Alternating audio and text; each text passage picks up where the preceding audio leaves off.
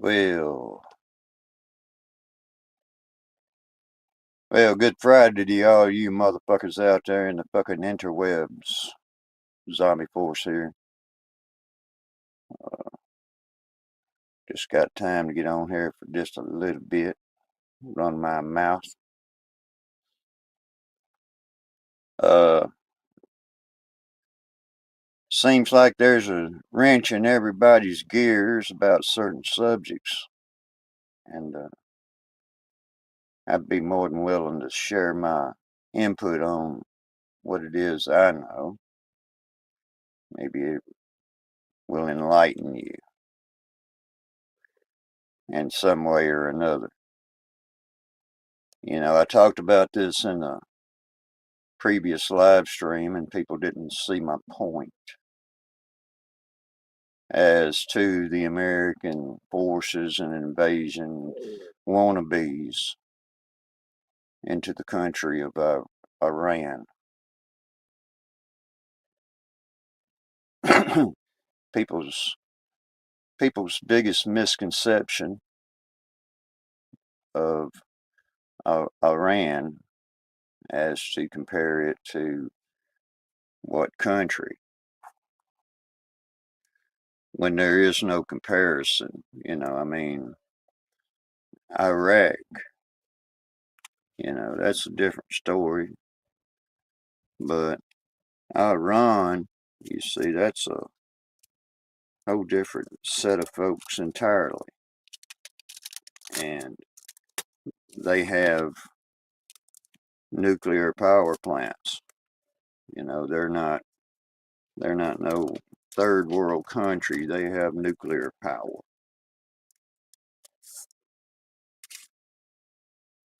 It's always been under a certain regime of folks with money that's tried to, and twice in history, they've tried to deny the country of Iran a democracy. You know, and it led to the installation of a Shah. You know. So,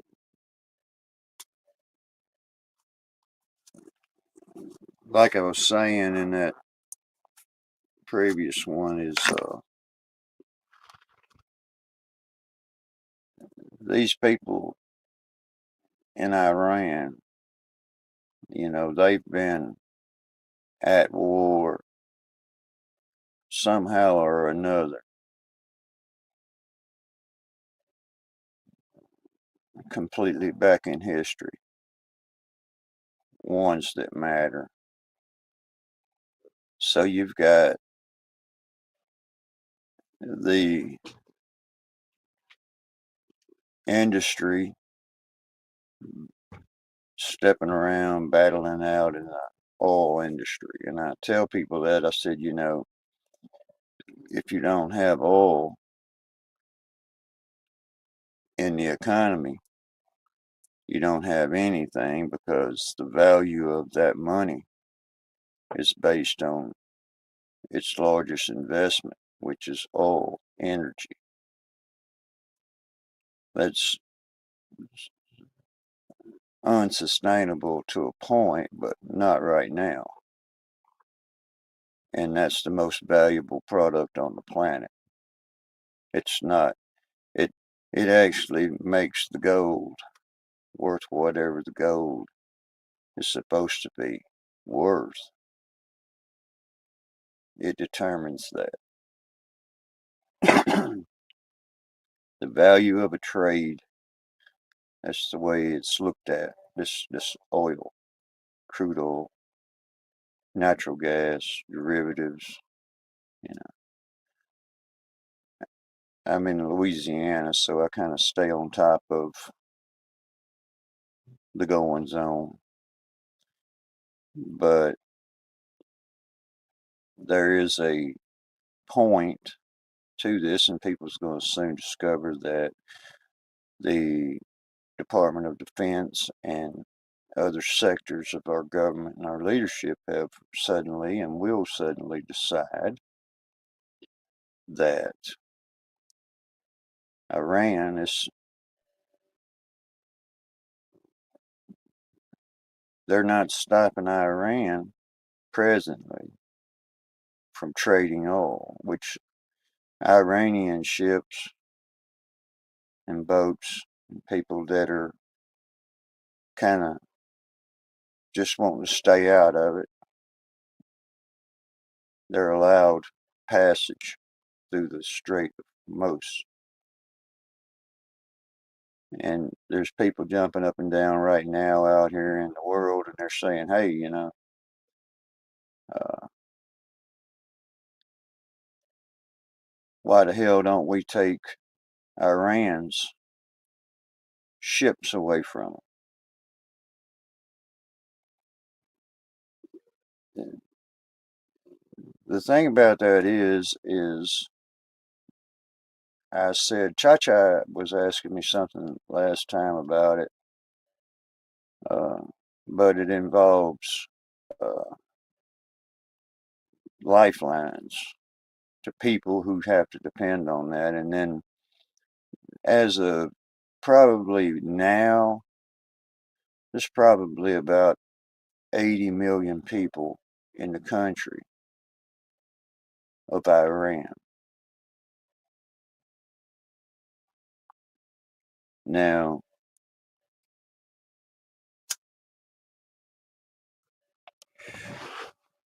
for a long time back in history,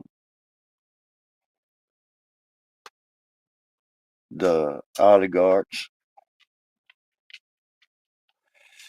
the big world powers, has always been trying to subvert the country of Iran to the least bit of democracy possible. So the choice is they have a shah, you know. So they've held back on whatever they say another country's allowed to do, but that's basically the same as if anybody else looks at it in reality.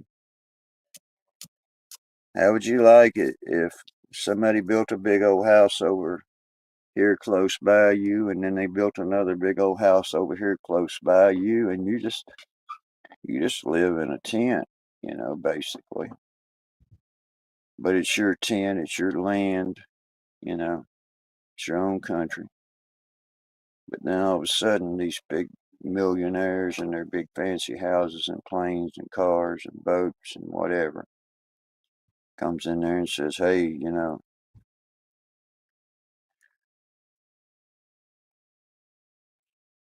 you got to do what we tell you to do. See, it's that other side of the coin, and some people don't want to look at it that way, but history proves it, that whenever the British oil company invention got started, they had already done one in there and conspired, undermined. You have to understand that they undermined certain royalties inside those countries.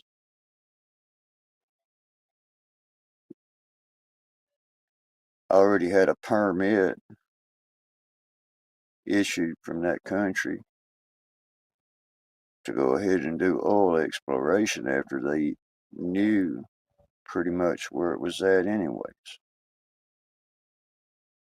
So, like I said, it's a battle of the fuel oil conglomerate.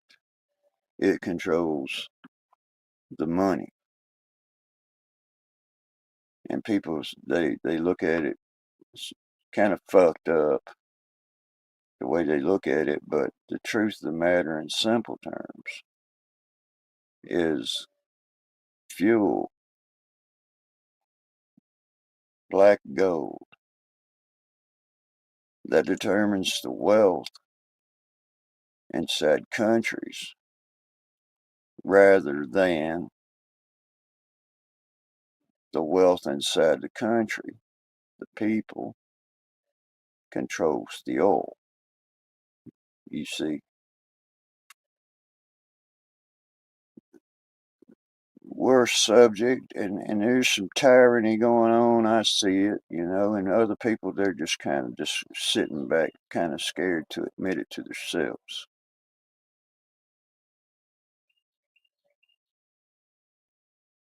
When they don't take a good look in the mirror. Well, here's your look in the mirror. Just on federal lands owned by the American people and government. They produce oil, but you have to understand that you have private oil exploration companies that take all the profits from the federal lands. You have to understand that. It's coming off of our property, you see, and selling it back to us. But the government annually, the government profits about $150 million in royalties off of those wells on federal property, public property. You understand that, don't you? So it means that we're paying exceeding prices at that pump for our own product that's being sold back to us. You see, just to pull it out of the ground, refine it, put it in the pumps, and we put it in our car. It came from us. We own the oil. It's just a company that's pumping it. It's the ones making 100% of the profits outside of the royalties to the federal government. And that's just simple. That is the truth. Not only that, they control the new investments into the country of Venezuela to try to consume the vast reserve inside Venezuela into the U.S. economy. But you have to understand,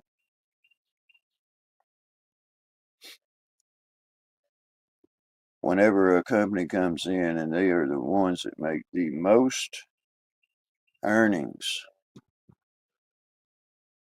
off of the backs of the people of the country in which they call themselves Americans, they they rape all their brothers and sisters for all the money that they can get at that pump. And you go tell these people, I know you got these people that's just kind of determined to be on one side of something or the other, but they're just determined to remain stupid in it.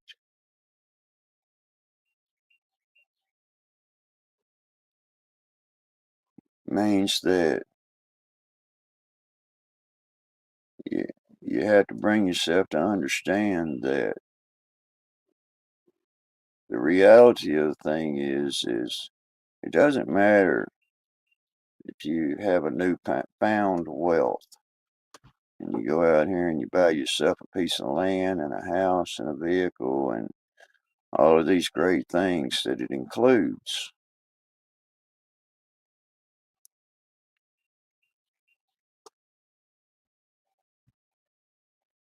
You must be,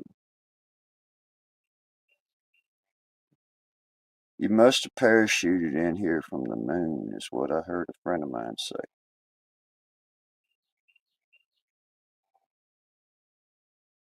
The money that's reaped off of your personal property and your land, your fuels, your food, 100%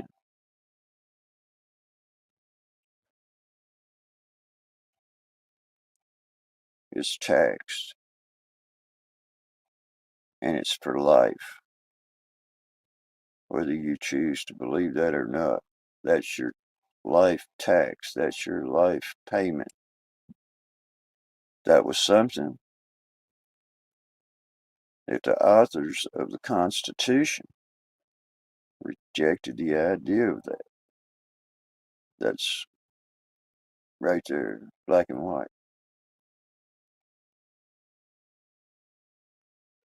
We created our currency to be able to settle our differences in private or in public as money, currency.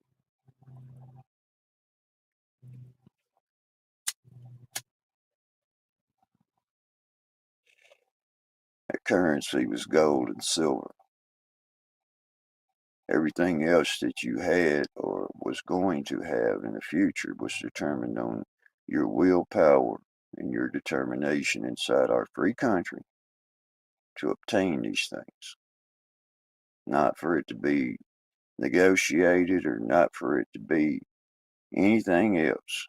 It's your American right to be whoever you want to be, unimpeded. The control of a man's wealth, you know, that's up to him.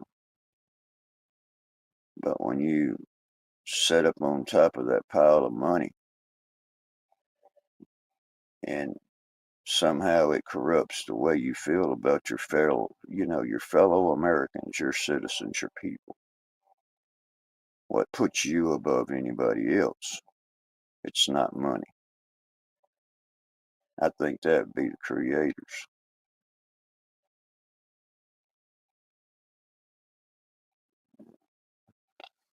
So whenever, you know, it's obvious people, in order to grow and create wealth inside of a community, they have to put themselves back into that community through their wealth. They have to hire people, people get jobs, people have wealth inside their life, and hopefully they pass it down to the next generation of people. But whoever that industry is, be just, not owned by some foreign conglomerate of investment companies that are not American, you see. Create your paper fucking worthlessness to be traded on your digital streams. That's pretty much what that is.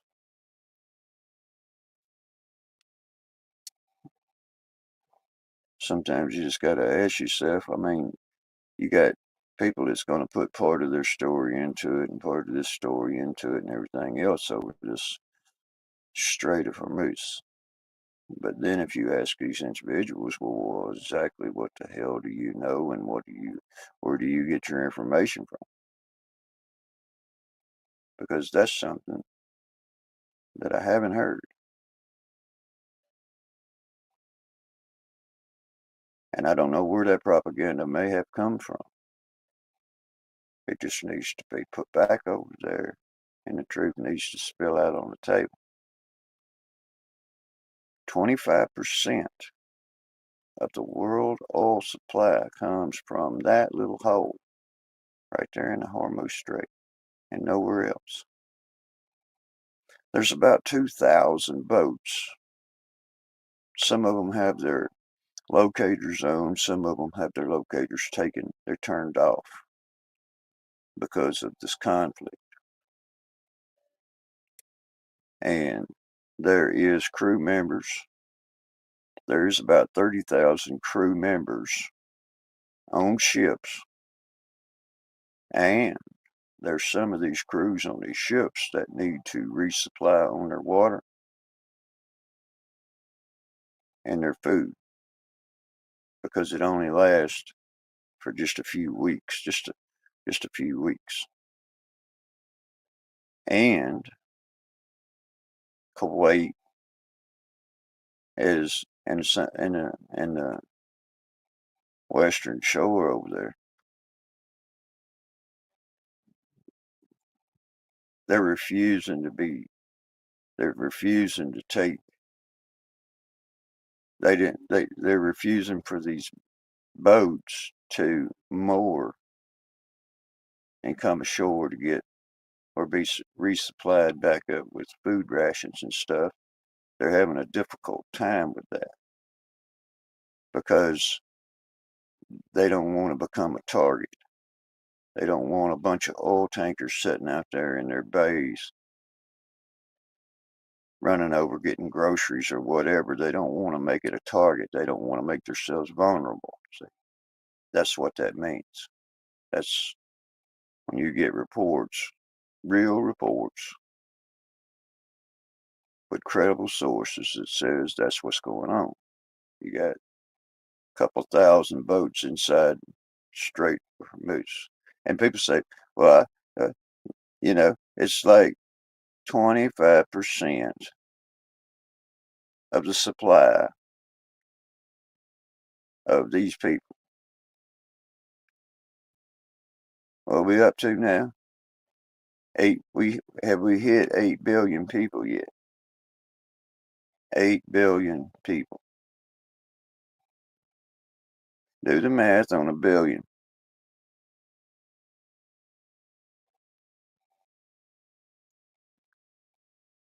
Subtract 350 million from 1 billion, and you got lots of people left over.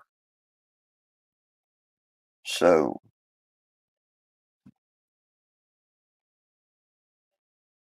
25% of 8 is 2 billion people all day long. 2 billion people depend on the Strait of Hormuz.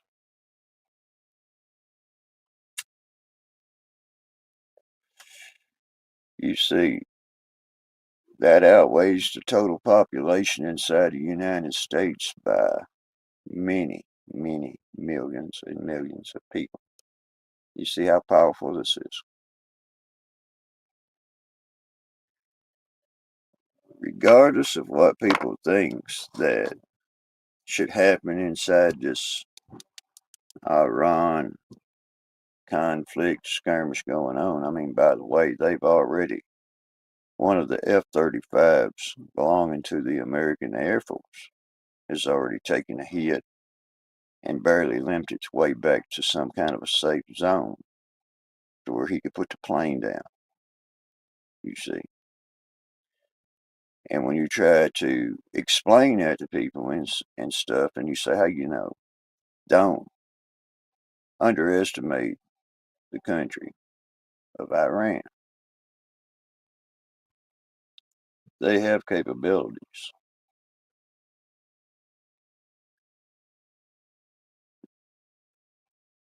They have stood their ground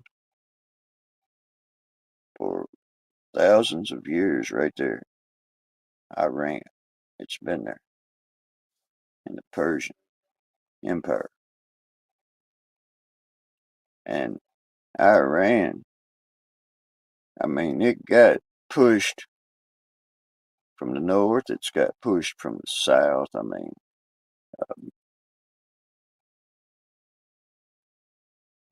France and Britain and Russia.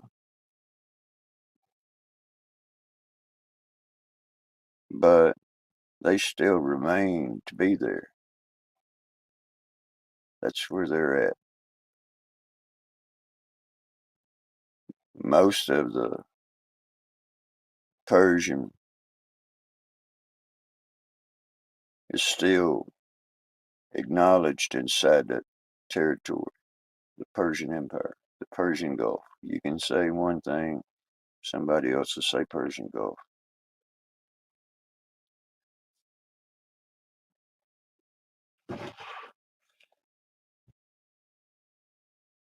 But the supply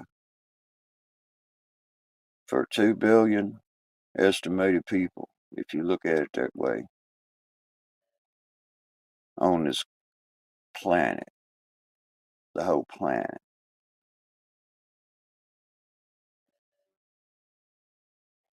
are not getting sufficient oil supply into their region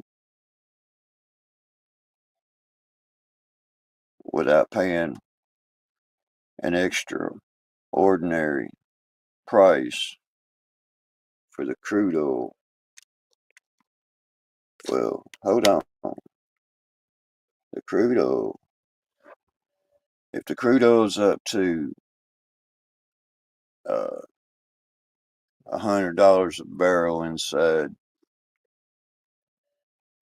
that region, the United States has held the price down on a barrel of oil to a point. But the price of oil on a barrel as we speak is about $100 a barrel.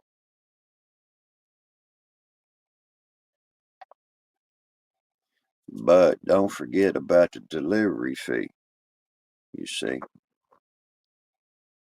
they don't get a percentage of the oil on the boat as their payment. They got to pay them before this oil that they already paid for, $100 a barrel, gets pumped on this boat. They're just a supplier, the boat.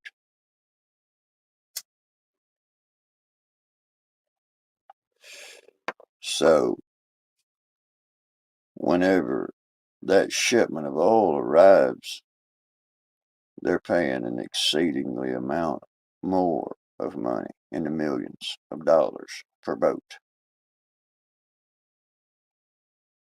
Plus, the insurance consumes another couple of million. So, ironically, if you do some kind of crazy math, you're going to understand that the crude oil that's stored inside that tanker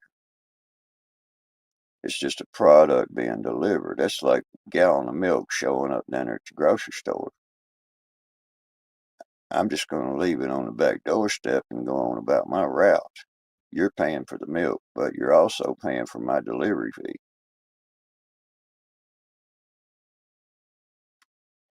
So the fees inside that oil industry amass billions of fucking dollars. Right now, inside fucking the Strait Hormuz, they're holding up trillions of dollars worth of economy.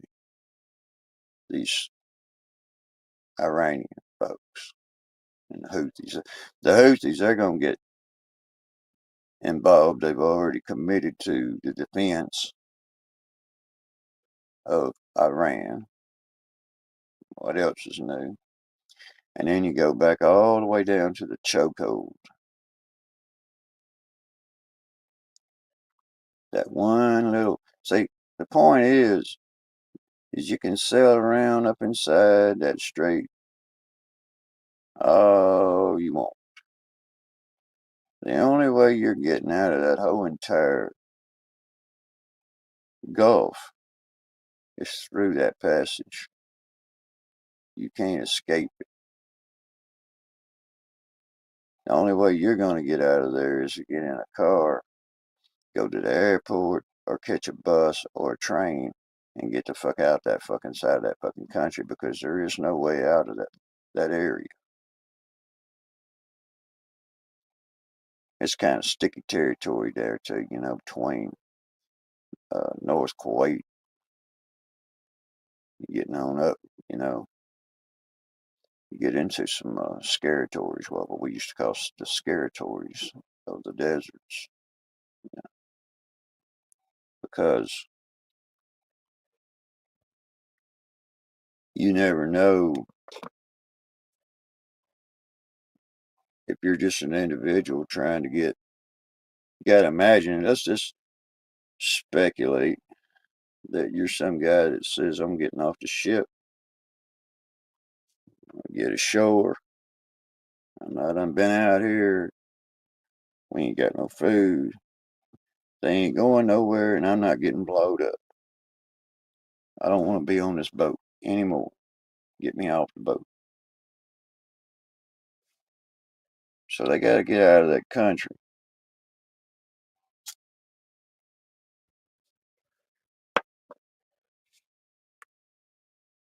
It makes everybody a target. And like I said, Kuwaiti government's already done spoke right up on it and said that they prefer that the boats stay in the water, the ships can stay out there, nobody comes into port. See, ports are empty because Kuwait don't want somebody just blowing the fuck out of their ports. So they telling the big boats to stay out, away from them. And their crew members and their supply chain and everything else is just kind of completely screwed up. So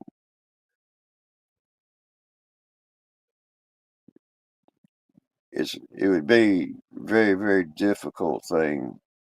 It would cost some money for a person to say, I don't want to be on this fucking boat no fucking more.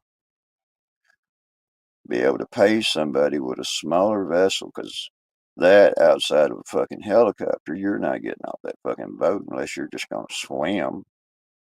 So you got to have communication with somebody to even be able to summons a small boat to come and get to this big boat and get you to fuck off this boat. You got to imagine that.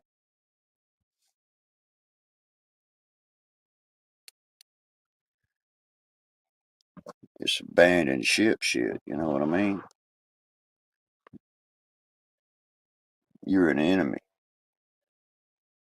You're just an enemy.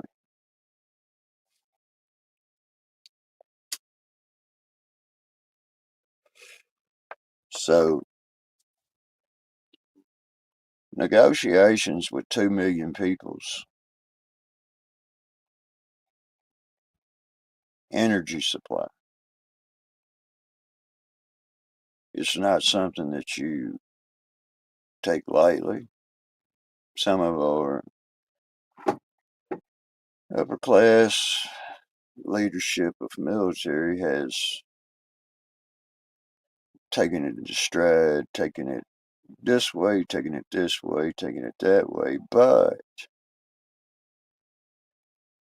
it's advised. My advice would be, just my opinion. One, do you know how to tell the truth? Or do people have to just go find it for themselves and figure it out later? Does any of these people believe any words that are coming out of the public spokespeople's mouths? Who believes that? So the fact of the matter is let's go to the rockets and missiles being supplied presently to supply our military. And a lot of people say, Zombie, you going crazy? I said, no, no. It takes a little time to look all this stuff up, but you will soon discover that we are uh, making production, but they're using them up fast as we can make them. See? Biscuits is flying off the shelf. Now, as to think that you're going to rule this by air, you're just going to drop bombs on all of Iran. Ladies and gentlemen, Iran is a big country. It's a big place. Been there for thousands of years with tunnels and roads and shit down underneath the surface of that ground that go on for miles and miles and miles, I keep saying.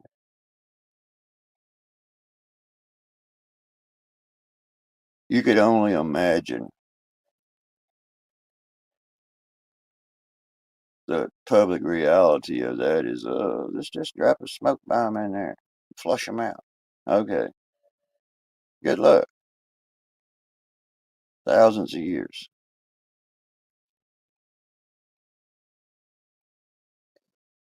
to say, okay, we're gonna put every soldier presently as an active member in the United States military forces. We'll put everybody in there we got all at once. This'll be over with.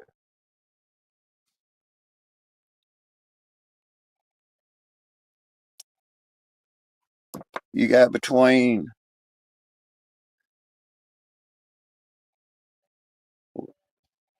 how many members do we got, everybody? Anybody know that one? I'll tell you. We got 500,000 at best. At best, 500,000 in our whole fucking fleet, in our whole fucking base, on our whole fucking everything. 500,000 trained. And the majority of these guys are not trained for combat. They've never seen combat. They they're good trained people, but they've never actually physically encountered combat where the other team is trying to unalive you.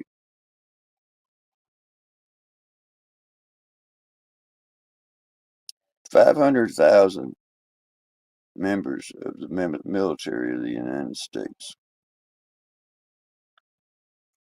means you got virtually no forces that it would take to defeat. You have to understand this. A country that presently has 80 million individuals inside of it.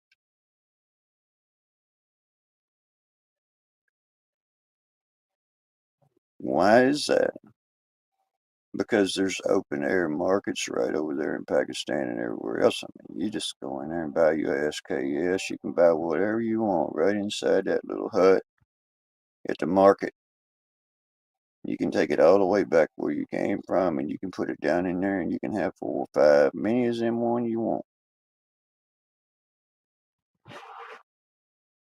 They definitely don't have any laws against having weapons inside Iran.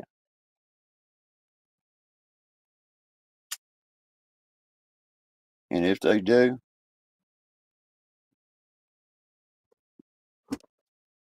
that's probably one of the highliest ignored laws that probably exist inside that empire. Why do you think they got? I'm gonna tell you something.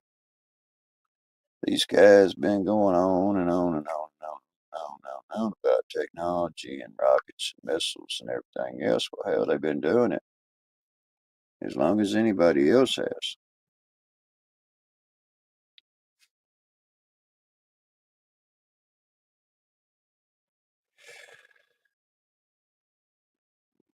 Over so many decades, you gotta understand that decades,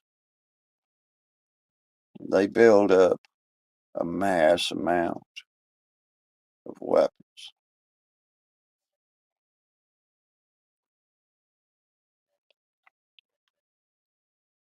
But the thing about it is most of the weaponry remains to be if they should have to incur a foot invasion, a battlefield invasion.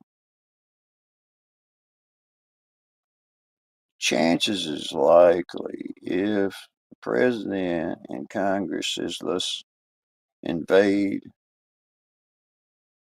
Iran, what is your invasion force requisite? How many of the United States military members are going to be allocated for any kind of an invasion?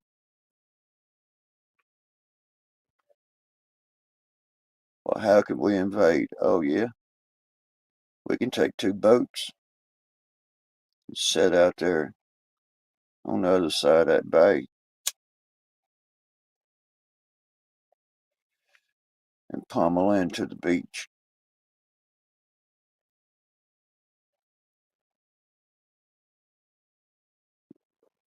I can give you this much. It's not the invasion of Normandy that you're up against, so you can get that part of history completely out of your fucking mind. Let's explain something to you. There's thousands of people that's going to have something pointed at you, plus standard ordinances. But they have been preparing for war for decades.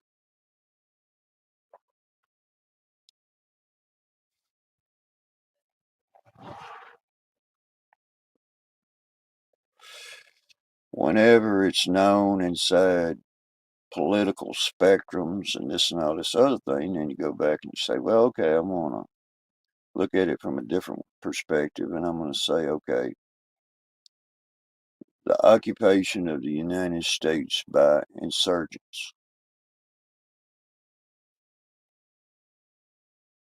There ain't nobody that I know personally that hadn't thought about buying because it's all over the national news anyways, and they're all speculating on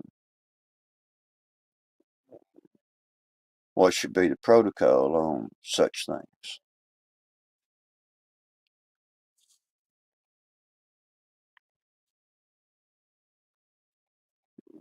And here's part of the protocol that anybody missed. Don't scare the civilian zombie.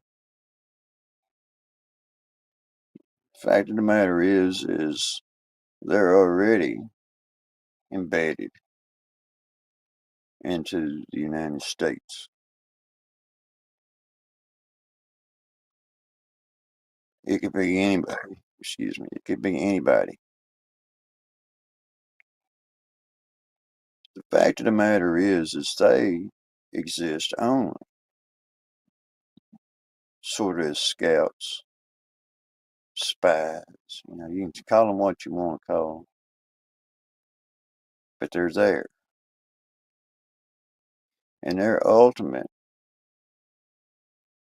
order, you see, and everybody says, well, I wonder what they're blasting out all over these open air frequencies.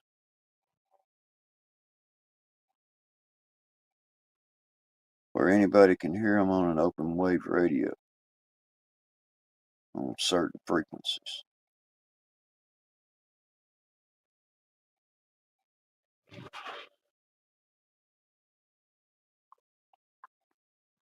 One is militarily, you have to understand that militarily, that frequency comes from outside of your jurisdiction, something you can't control. I mean, inside our country, we do have registrations and stuff required for base stations and powerful open wave band radio. Just an open band.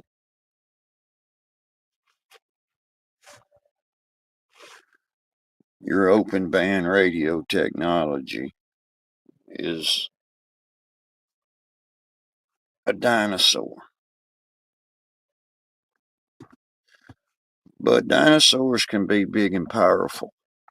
You see, the dinosaur in that is still amongst us. We still have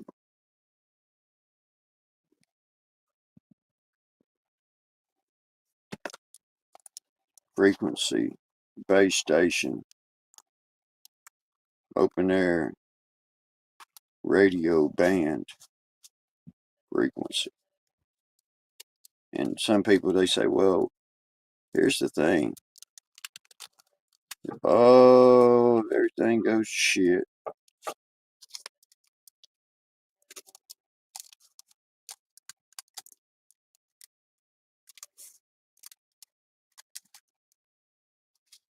That's their biggest question in their head. What if everything goes to shit? What will be the outcome? They want to try to be prepared as much as possible. They may think that they're getting advice from some people that may be fools or in their thinking, but it's a free world.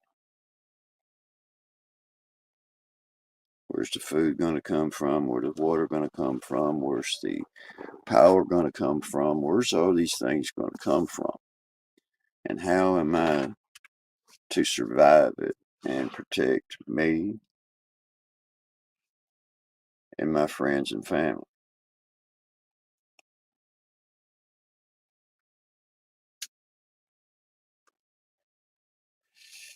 What protects you? One of the things that the founders in the Constitution thought of when it comes to that.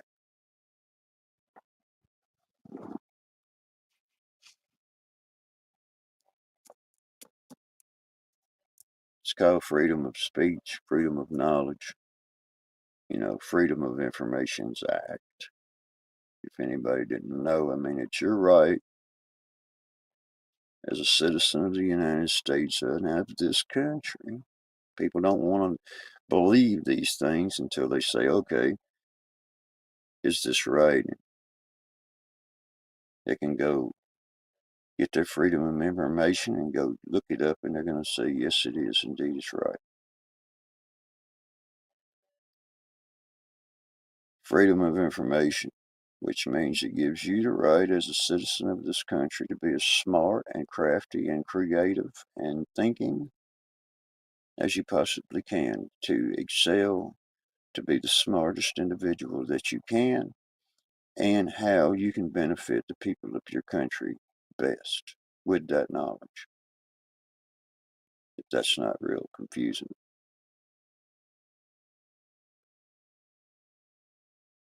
Here's what we got. Nuclear. Let's talk nuclear. Nuclear. Okay. Refined uranium, estimated possession by the country of Iran.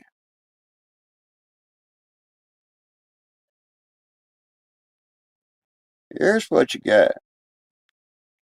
You got a country that produces about 20 pounds in real math.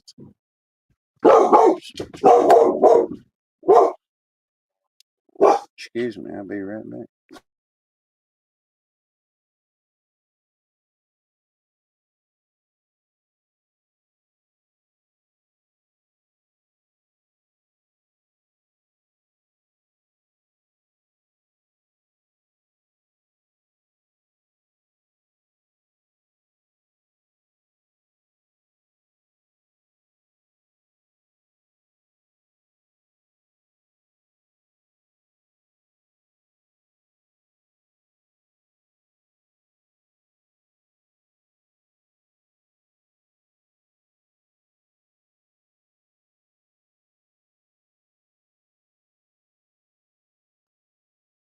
Sorry for that. We had a neighbor in need. Uh, Uranium,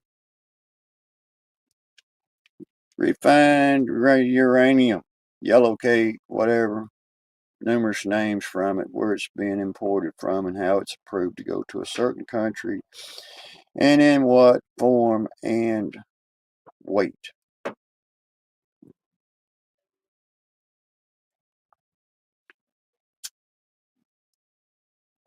However,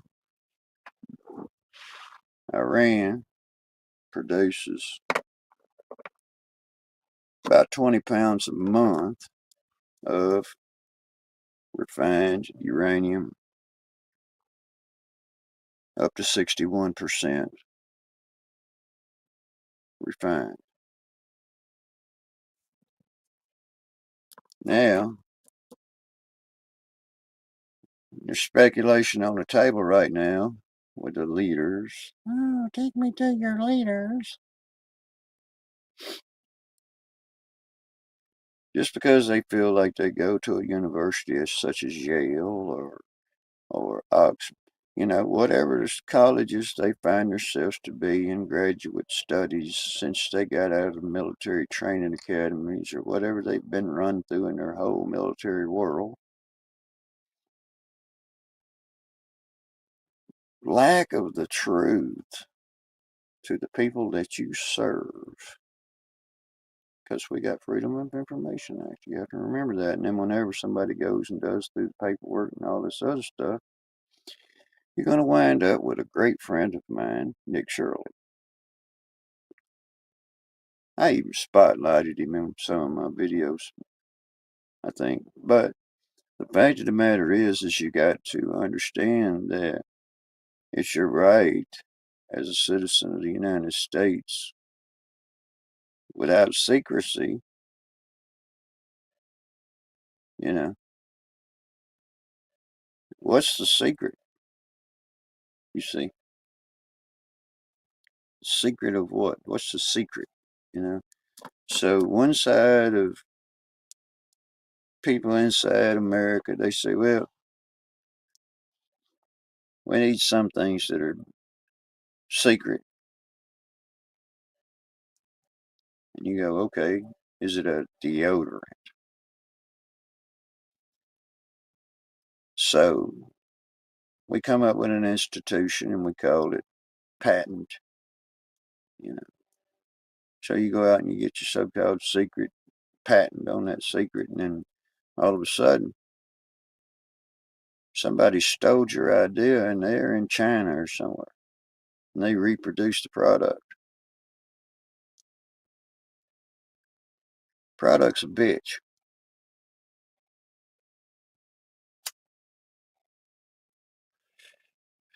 If somebody reproduced a product in a foreign country and took all this wealth away from you, then why are you allowing a vast amount of the market and the public to purchase back these spin-offs of something that was determined to be patented by some citizen of the United States? It means it doesn't belong to you, and you can't be copying it. And then all of a sudden, when they do copy it, you got all these millions of people inside this country that are more than willing to buy that product back from them because why? They say, oh, they can make it cheaper over there. Okay, you know, you want to save a buck. You see what I mean? You step to the least lesser brand. You don't just go replace the whole fucking market. Look at these fucking Rubbermaid plastic fucking full tired fucking things that people are sailing around on our streets with presently. It's like a fucking Canadian, Mexican, fucking Japanese fucking knockoff of what a fucking Ford pickup truck should have been about. Everybody should have opportunity to own one. See, you know, if you dig deep enough back in history, you're going to find out. You know who Adolf Hitler's one of his favorite people were was Henry Ford. He openly admired Henry Ford, somebody like Adolf Hitler, of all people.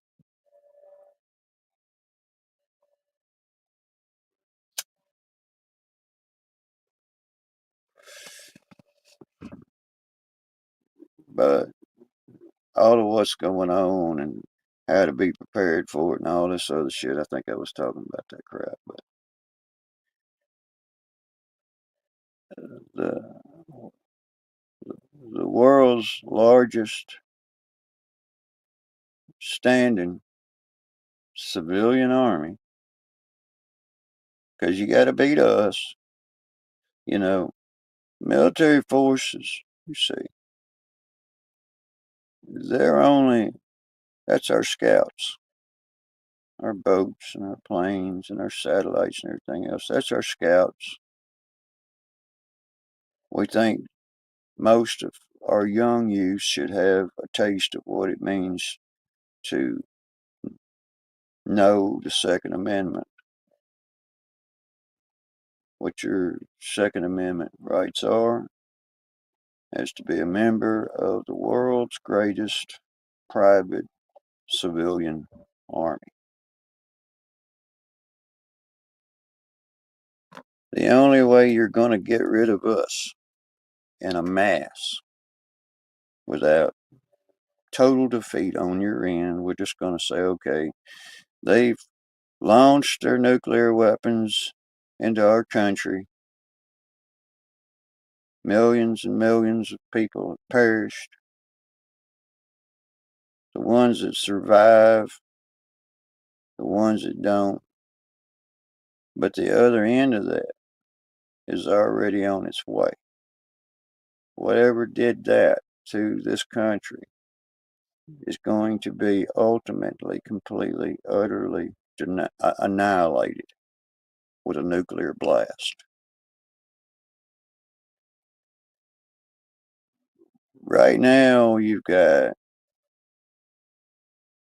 countries that are stepping up in the way of it, and some people's already saying it, we did call their bluff. Who's going to help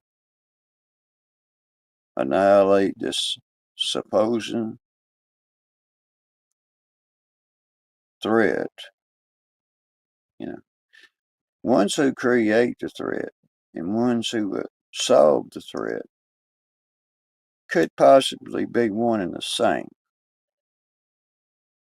So the leader of China and Vladimir Putin and some other important people inside the planet Earth decided we're not even going to get involved in this. And we're definitely not going to get involved with Britain in any further decisions on thinking. For the first time in history, this happened. People don't know that, maybe the administration and the public press or whoever you're listening to and getting your information from must be from the moon. You as just an individual out here in society, driving your car, working on your darn garden, whatever you're doing, you're just minuscule. That's what you are. You're the American worker bee, if you look at it that way. And whatever the hive decides makes the worker bees happy and thrive inside their own little hive. It's what we all decide. Because once you attack one of us, you have attacked the most violent, lethal hornet's nest on the whole entire planet, and no other planet seems to be willing to step up to that. That's just a fact.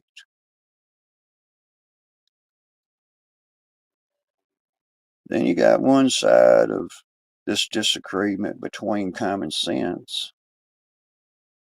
that seems to think, oh, that liberal comes out. It's it's it's a it's a it's a thought. Oh, the scare, the fear, whatever that may be. But they're willing to deny the laws in which make us America. We're not going by anybody else's laws. Why would we?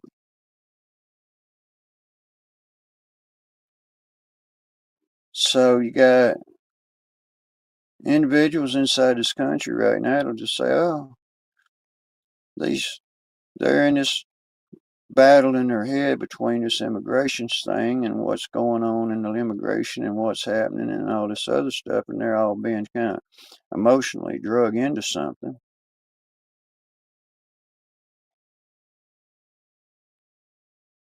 And I understand that there's people inside this country that are fond of people that's inside this country in a natural way that says, hey, you know, they never hurt anybody. And I found them to be good people.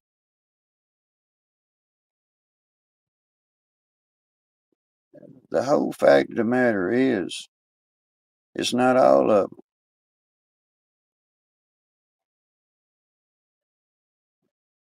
Whether anybody wants to admit this or not to themselves, but 82%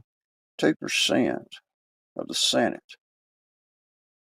on both sides agrees to the fact that people that are inside of the United States should be identified. You want unidentified people walking around all the time inside your country that's not, if they're not willing to obey one simple rule, go to that man in that green uniform. You can start your conversation with him, not by any of this. You're going to just crawl over the back fence. You're going to eat all the apples off my tree that I've already done grown for the whole year, waiting on the apples to get ripe off that tree. And then you sneak into my backyard and you take some of my apples and you sneak on back out my driveway. And then you go assimilate into society. No, rules are rules. And I keep, in some of the past, I keep trying to put it out there to people that you will not exist. You can fight it. You can say, oh, they're going to digitally identify me. I'm not going to get no digital ID. Oh, this real ID. It's a joke. Okay. Where'd you get that information from?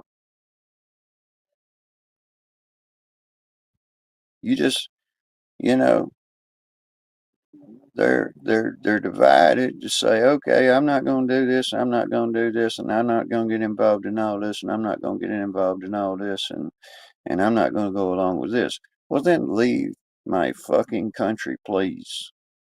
Because this is why we have American order inside our country. We have rules, you know. So it's not a rule that belonged to your ancestors. It ain't a law that belonged to the country that you originally came from. Whatever it is, it's the American laws and the rules. The reason why we don't have the liberties of the rules and laws for us citizens inside this country is because of the people that are just kind of just bucking it up. Bucking it up. They're all guilty of something. Everybody thinks, oh, I think I'm going to cheat on my taxes. I think I'm going to fucking drive a little faster today because there's no, there's, you know, it's everybody comes up with these own ideas. But if they would just stick by the fucking rules that we already presently have, then a lot of these problems that we're having inside our country wouldn't exist.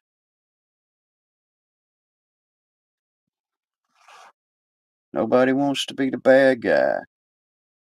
That's the whole fucking thing is empathy, you know?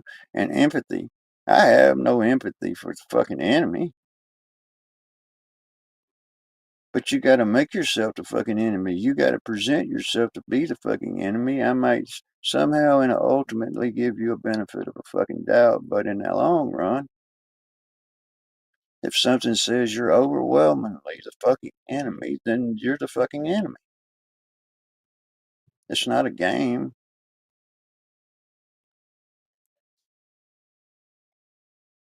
So you got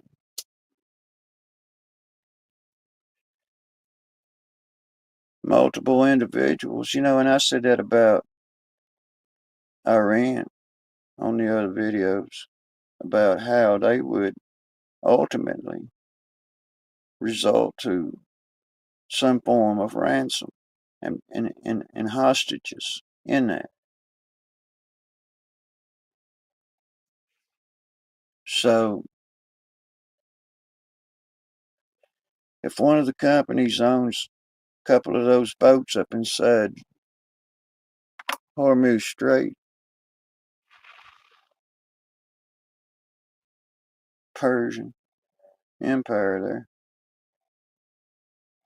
if the fucking Persian Empire says, hey, there's a guy here calling you, wants to talk to you, and you get on that phone and it's one of them fucking owners of them boats, and he says, hey, look, how much money and what could I do to get my boat safely from there where it's at out of that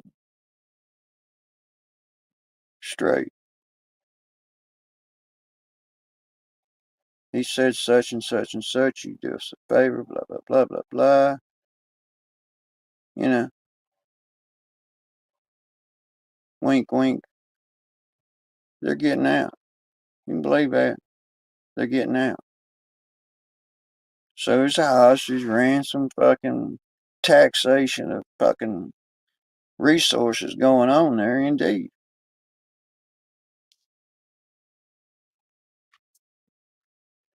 The person that has overwhelming, you got to understand this, overwhelmingly determined, and it's pretty much concrete. You can bet on that. We're going to send in a military force. No, here's what you're going to do.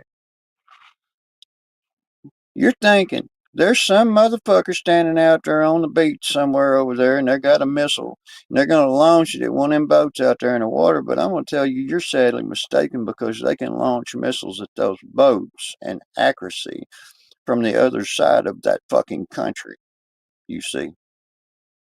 Just because you bring your little fucking ass up on that goddamn shore and start shooting shit up because some motherfucking ignorant motherfucker just told you that's what you need to be doing, then son, you must be fucking parachuted in from the fucking moon.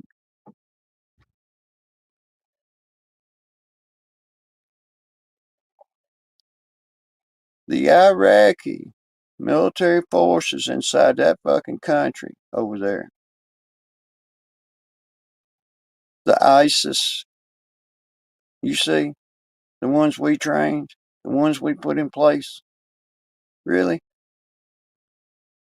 and Iranians, and some Sunnis and some other motherfuckers, the Houthis, whatever you think. You do not have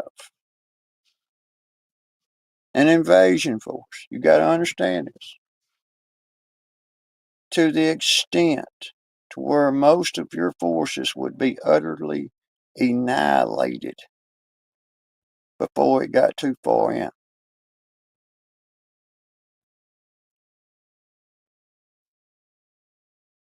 And then what do? Conscript. Oh, you 18. Here's your clothes. Here's your weapon. Now get on that shore over there. Go. You're getting dropped in there. No,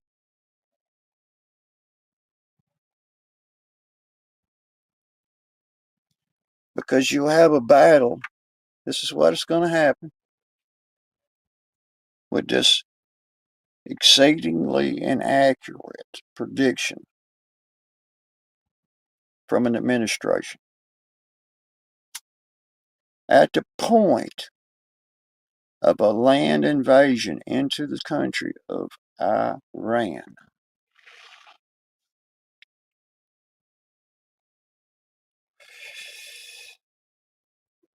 what about the hidden?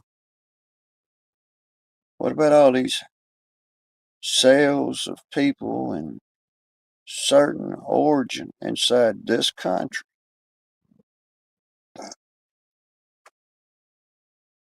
How do you deal with that? And how do you deal with that and other things that'll probably break out because of this? And then all of a sudden, they just bring this up. Oh, the recruitment of military members into the American forces is at an all-time high. Why? What drives that? Your lack of experience. And then you're going to go back on your word, and you're going to go back in there and you're going to bring all this shit back up about the Boy Scouts and trying to get the young men to volunteer for certain things and to be able to become defenders of the country.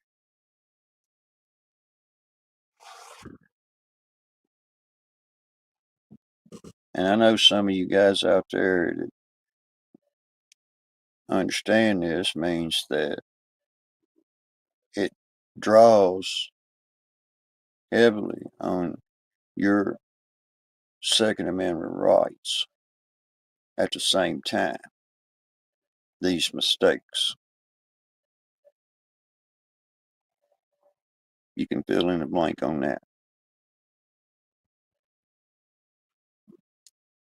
Whenever the giants of industry, and back when the authors of all your rights and what it is to be an American and stand underneath the flag as one nation meant something. It means that we as citizens of our great country should be shameful for the things that are going on inside our great nation under our flag. That includes presently the things that that could use a little work, work on it. But when it comes down to people and people's rights and everything, they have succumbed, these great Americans, to fall down on that knee and yield to the persecution in both directions. That means emotionally and physically. To be able to say, okay, I can help my fellow man, just like Kennedy said, or I can resist and be overcome by this beast of whatever it is. You can come up with your own bird, your own ways of what it is and how it should exist, but the definitions of the founders, it's been corrupted. And on that first article of the Declaration, it completely addresses this. That little piece of parchment, it was wrote on there to be able to last as long as it could possibly last. That's why they wrote it on an animal hide. And then you got rules and regulations of people against their fellow citizens. I mean, if you see a citizen and you can assist a citizen in any way that's going to better their situation, then there's a rule that says you can't. We want to control all of it, and then we want you as a member of the beehive to never have your freedom inside of it, if you understand what that means. You're going to be locked inside your financial life cell as a bee until the next bee comes along.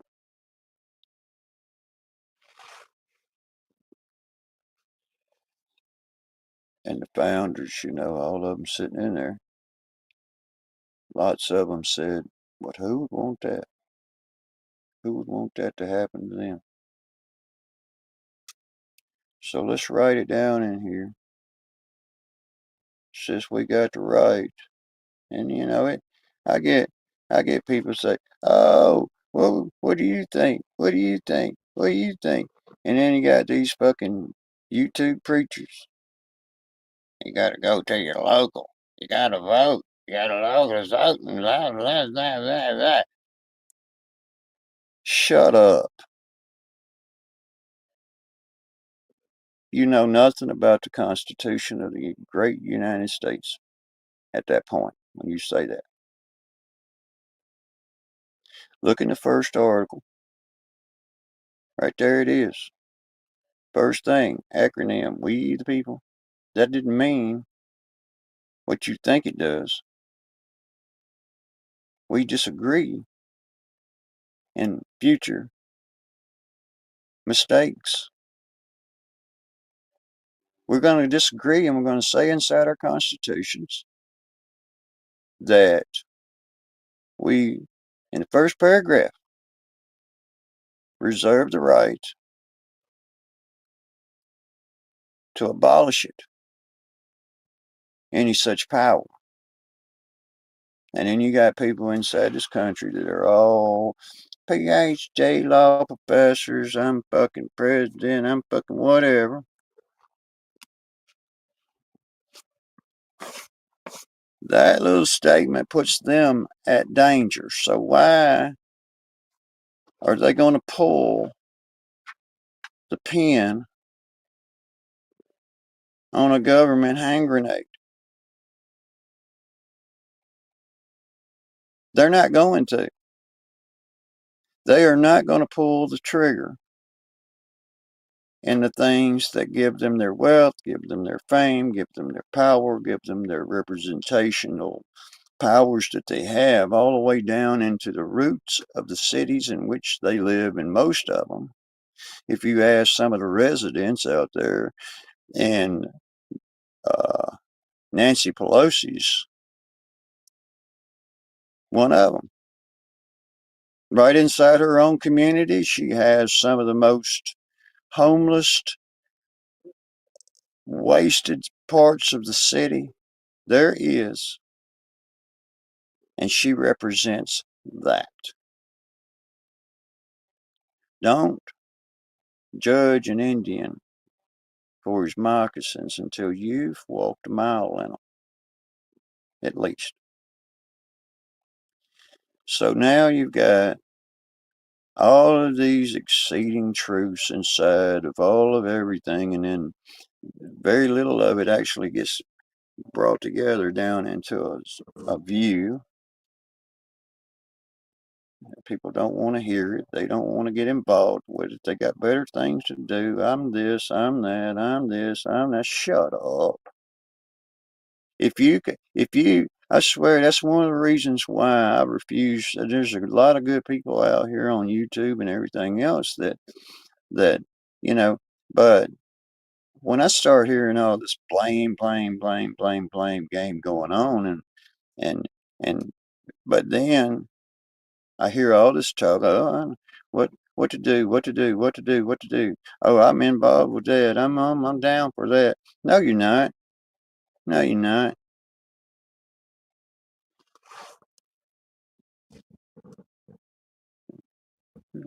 Fact of the matter is smart people run our industries. They're still there. They're protected by military force if necessary to protect that. And I had this conversation with an older sibling of mine. I said, whenever it gets down to the point where you have National Guard members on corners inside your city, maybe that'll get your attention. And that was 7 years ago, maybe 8 years ago.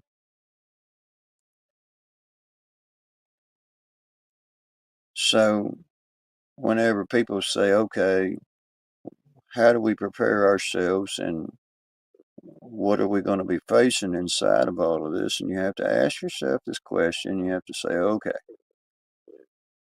you're a one-man army on your one man fucking world that you fucking live in, and you got a fence around it. That's your world. You're a one man army. Okay, here's what you're gonna do. Whenever something comes up and something goes down, and we got a bunch of fucking wagons full of a bunch of fucking clowns on their way down with some fucking handcuffs on them or whatever to the infirmary. Couple days. We we have fundamentals built into our societies that some people disagree with. Yes, we have armed people riding around in vehicles with some stuff, and we pay them to do that. See, we pay them to do that, so we can rest easy. But that don't take away our right to defend our property and our person. Don't get me wrong on that. It's just that simple division of mind is that some people may say, well, I don't think that's necessary. Well, that's what you think. That is not based on another person and what they believe inside their own nation. That gives them the power to do that, to disagree, you see. And people fill it full of fancy words, and I've told people that I know that somehow, some way, somebody's got to be able to compromise, and they have to say, okay, let's get down to the brass taxes of the truth. Truth rests inside the people that voted for somebody to be able to go up there and say the truth, not to brag about how wealthy the oil industry is and how great and good the stock markets is on their all-time record high and all this other stuff, and we're making all this money, and we're making tariffs, and we're making $150 million just in oil royalties.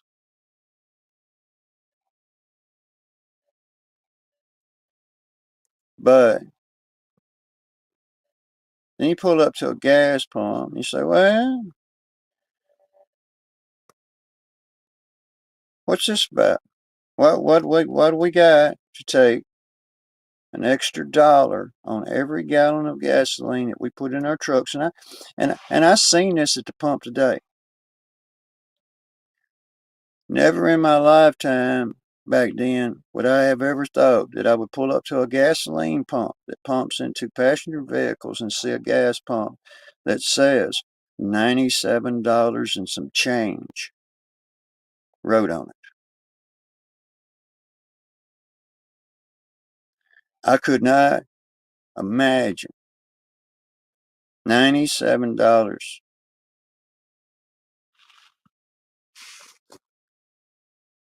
The only way I've ever seen anything close to that was when some of the heavier trucks, when I was a kid, pull up to the pump that they would run on regular gasoline.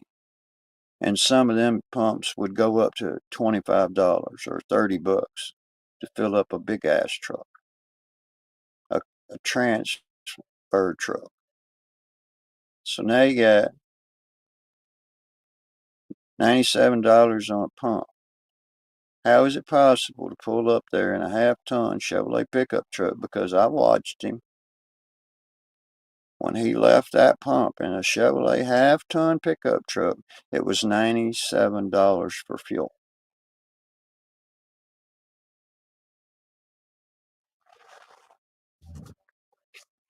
People say that that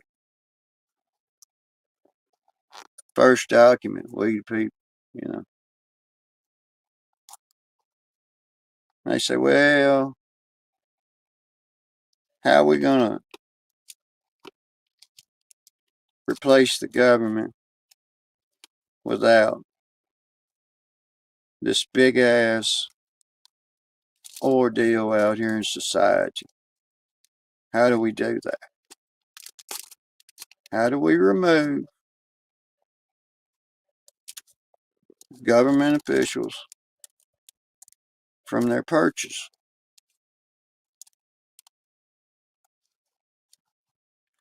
That doesn't come without evidence. So,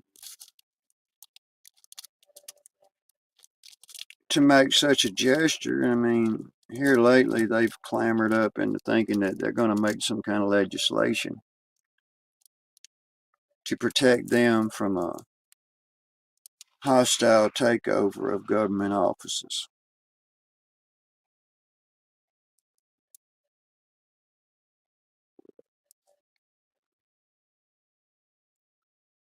And you got to look at it in a simple form. If you were in, and I'm not giving anybody any legal advice or any of that, but you was in legal law enforcement.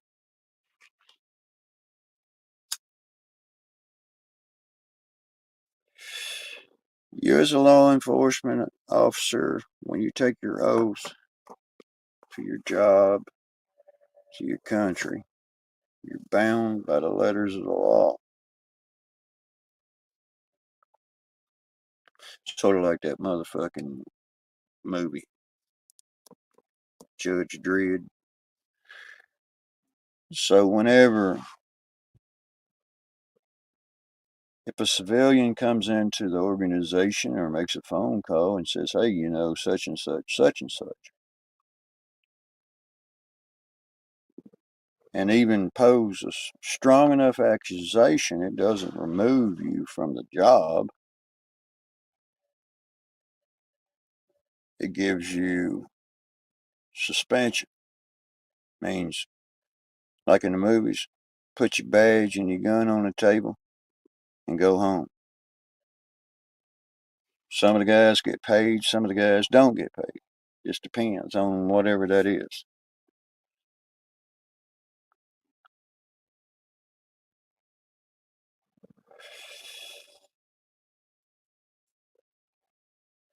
But to look at it in a different spectrum is to say, okay, they're going to put their big boy, big girl panties on and they're going to run for the public office.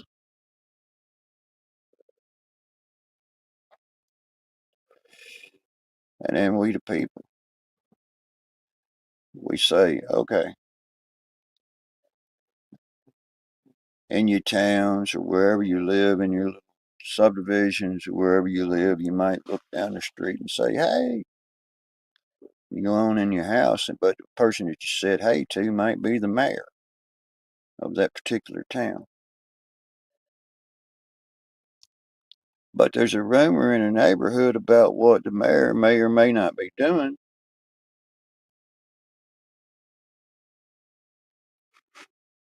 With or without evidence. But there's an accusation. The accusation, well, if it's filled out in a form, a complaint by a sworn official, that statement has to be made.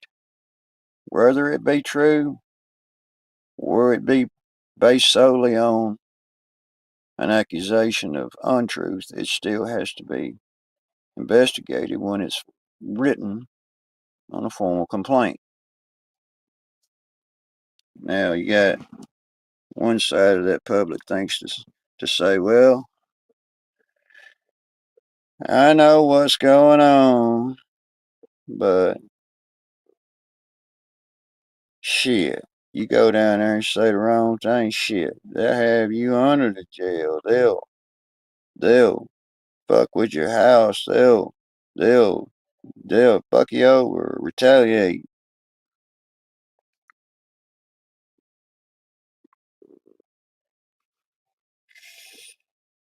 So they fear retaliation. You gotta put this in perspective here and you'll see what I'm talking about. They put the public's perspective in fear of the outcome of the people who take the job and we pay to serve the citizens, you know, to be able to say, okay, the trash is being taken out. We're going to go down here and put this fucking house out because it's on fire and whatever happens. We have paid public members that takes care of that because they got ambulances, they got state of the art hardware, they got all this shit. They don't own it, they just get to use it. Means that when you leave, you just leave. And in some cases, I have actually seen the shirt come off of the officer's back before he leaves the building, sometimes in handcuffs.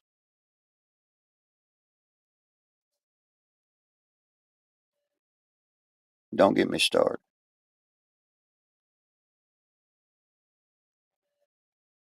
So, whenever they leave it up to public spokespeople and whatever, it means that when an accusation is known, even if there's some sheriff that should be doing their job,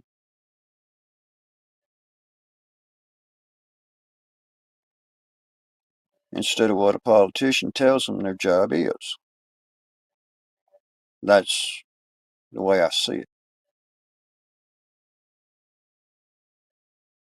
So, whenever there's known this, known that, there's solid accusations of politicians inside your cities, your little towns, whatever they amount to,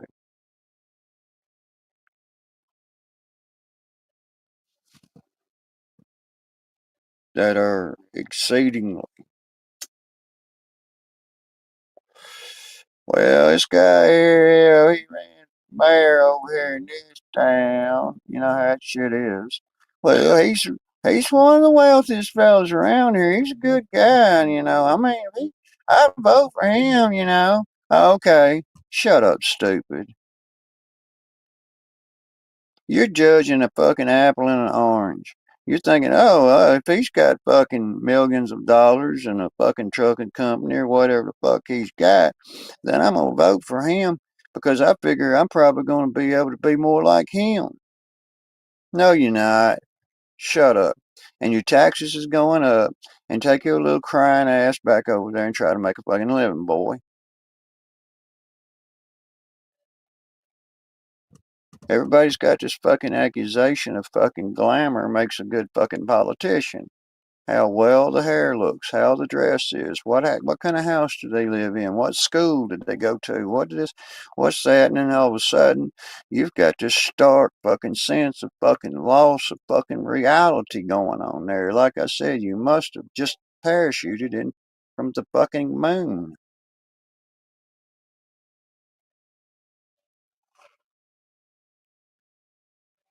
And you hear these people bitch and complain. They bitch and complain about, oh, we're going to cure it because we're going to vote it out of there. Next time we're voting. We're going to vote. Vote.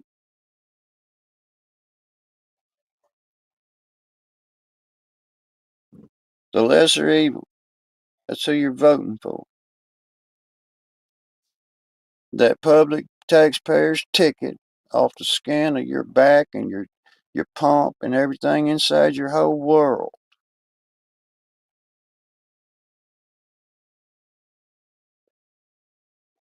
You're voting for the best one of them. And who are they? I don't think you got a candidate. It just, they kid themselves. They think this country's just been good to them, been good to them, been good. Massa been good to you, boy. Ain't you heard that?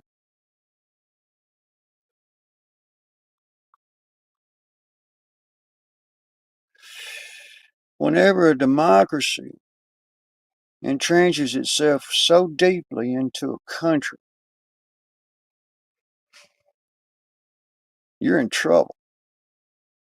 And all of what history says proves it.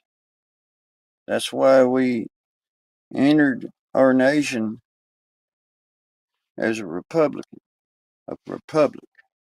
not a republican, a republic.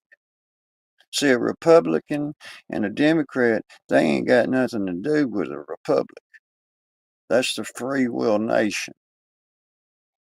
not the two-house, two-party government that your fucking forefathers fucking said you don't fucking want nothing to do with. That's what you get. Now, everybody feels this fucking guilt in the back of their head. Well, this is mayor. He's he's running under a Republican, but he's mayor. I'm gonna vote for him. No, well, shut up. You got sticker shock. Why? Because every time you pull up to that pump, Master got you by the tail of your pants.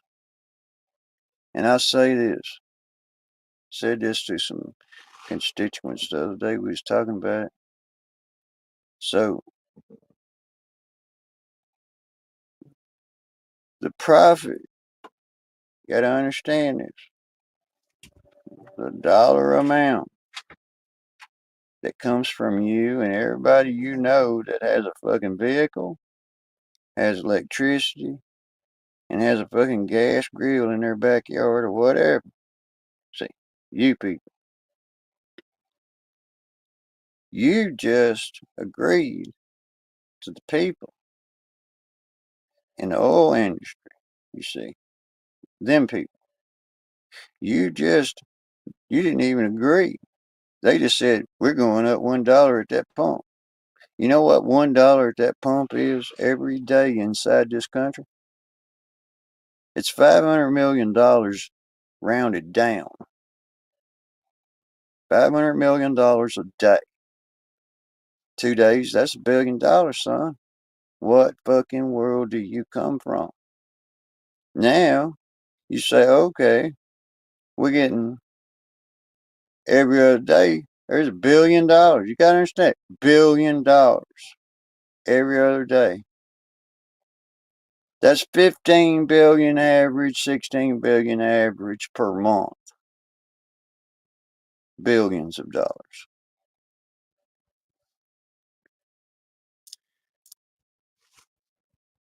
Now, back in World War One,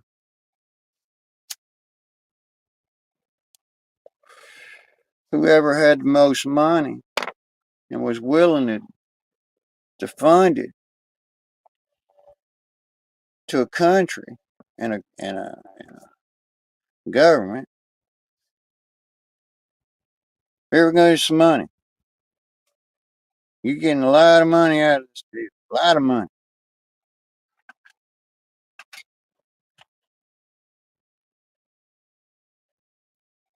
If you back us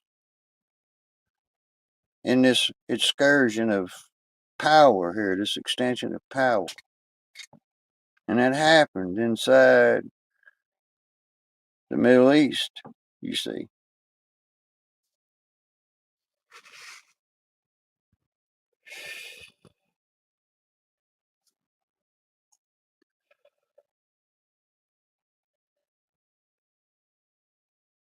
That power only gets worse for the people that happen to pay for this. You gotta get yourself in the room. You say, well, if you had kids, you say, well, I don't understand why I gotta spend so much money on clothes for my daughter tells me this. She doesn't understand why she has to spend so much money on my two grandkids. It's just clothes. I mean, how much does clothes have to cost inside this country? Well, they're synthetic. They make them from petroleum and the toys and everything else that they play with nowadays. You know that one. I mean, your cars is made out of it. Already said Rubbermaid. I'll segue back into that for a second. the plastic industry inside this country that produces polymers and epoxies and everything else. And people say, well, we get that from tree sap. And I'm going to say, you're a fucking idiot. You just must have fucking parachuted with them other motherfuckers over here from fucking the moon.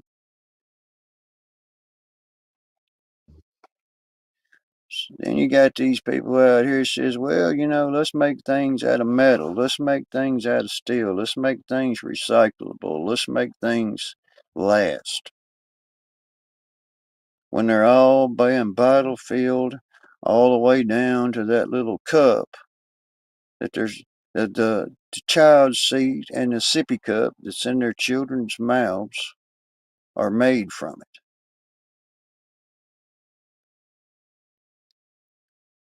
And it's a rabbit hole of multiple such situations there. But in this country, me, I'm a scavenger.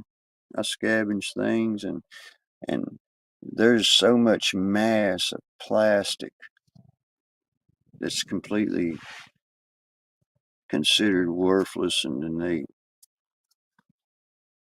take it over to the landfill and stick it in the ground and sweep it under the carpet. That's what I call it, sweeping it under the carpet. They say, well, we can capture methane off of it. Whatever. The point is wood products, the real wood products, the real products that are made with steel, the real products that are made safely for children to play with, that are made out of metal. If you're a kid, when I was a kid, you walk up in the toy store and look at the toy aisle, man, every fucking Tonka toy on that fucking shelf was made with steel, American steel, Tonka trucks. Bulldozers, backhoes, cranes, the whole bit. Everything that you buy with your vacuum formed fucking plastic fucking petroleum used to be made with steel. But knotheads, they don't believe this. If you stop producing things in plastic and start producing more things in steel, then our production workers get a break. It means people have jobs. They can assemble things that's being made out of steel instead of some machine already just making magic marshmallows out of plastic for you to carry home and stare at. Because believe me, the local salvage yards won't even take the flat screen TVs at all. They don't want nothing to do with them. So, got this limited aspect of thinking going on, and I admit my life's been pretty much rounded, but a lot of guys and a lot of girls haven't. You know, I was a mechanical engineer graduate, from a good school.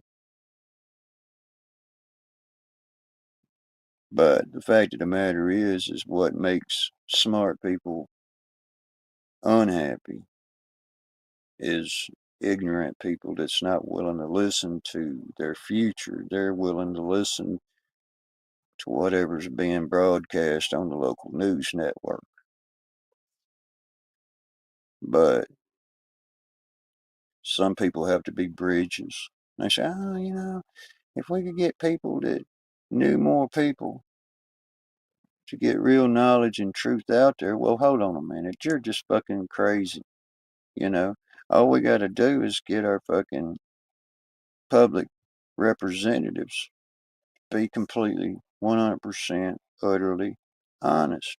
When the public, the people that they serve, ask them a question, we expect an answer. Well, we deem that information classified. Who deems that classified? Okay, then we got these people. Oh, there's aliens, UFOs.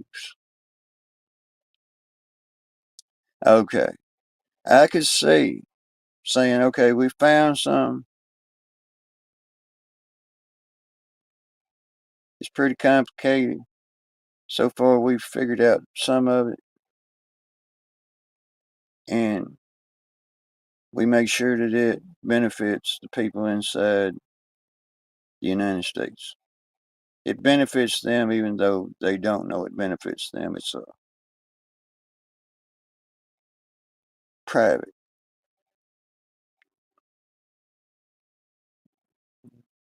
But the rest of this shit, man, is just a bunch of fucking garbage. You know, this propaganda about this and this propaganda about this and this accusation. And clearly, think around what I've been saying. Listen to what I'm saying. This world police, world protector, world this, the world's coming to get us, the world's coming to get that person, whatever it is. Take a fucking break from that shit. The fact of the matter is most of anybody that I knew of that would have been any kind of into advising anybody of any fucking thing would have already done come to this conclusion already. That is an extended possibility of failure and a great effect. Any accusations being made of any incursion upon American military force, especially as a land invasion inside this country, they better go back and listen to what the senators and the representatives have already been saying to this on both sides of that aisle. But clearly thinking it out that this is not something to be taken lightly. Why? And I'll get back to the uranium. The proposed propaganda out there. They have enough refined uranium to amass 10 weapons of mass destruction.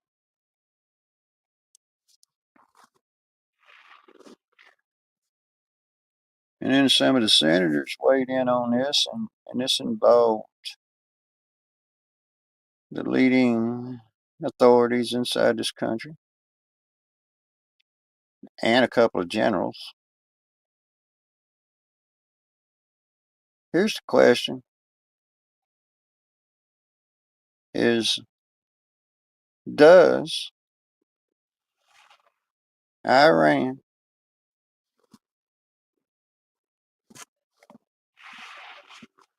have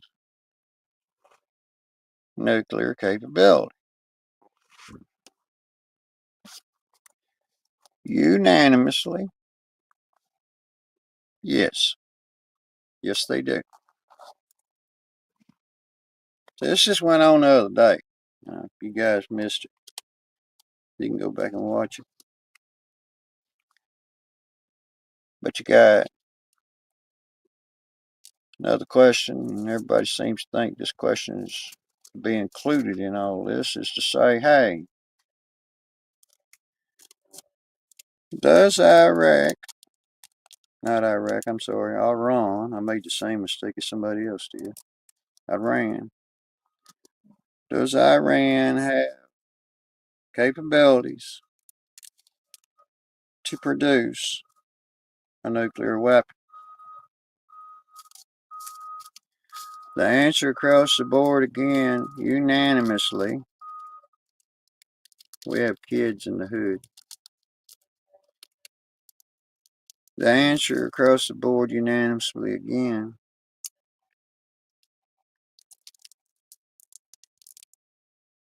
in the back of their head, was yes.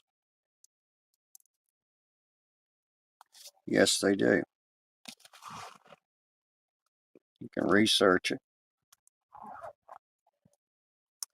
In reality, within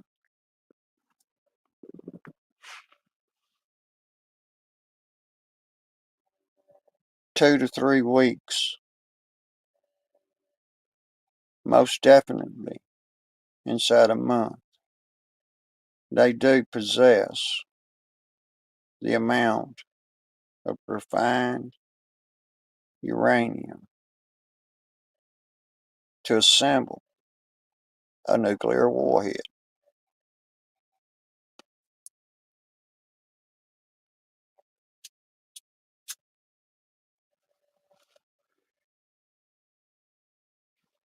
some of the questions, I'm not, it's just a zombie edition of that. My view is to say that you have nuclear capability and a ballistic missile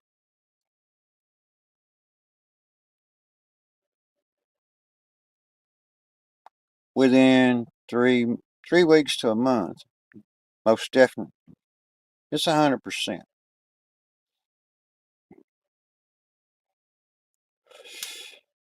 61% of enriched uranium in the amount of, let's say, 2,000 pound warhead on a ballistic missile. And the difference is one of them's a dirty bomb.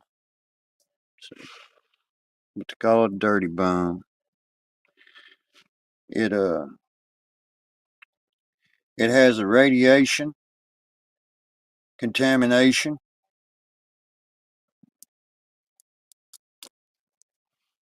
but it's not sustained. It only has an effect of radiation inside a certain blast range,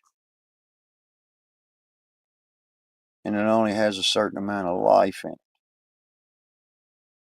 It can be cleaned up and removed.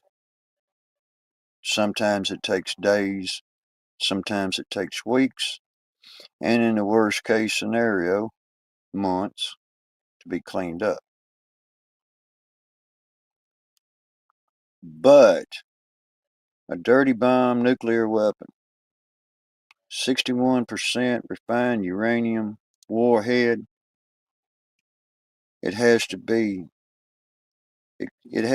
dispersed with a blast, an explosive. It never reaches fusion. It only emits radiation to a certain point. After that, it's easily removed within days, within weeks, within months, for sure. Just a dirty bomb. 61% of uranium does not have fusion level capabilities. But 400 kilograms has, in the amount of 10 warheads so far, if they wanted to. Then you have to say, well, how much is that, zombie? Presently, 10 pounds,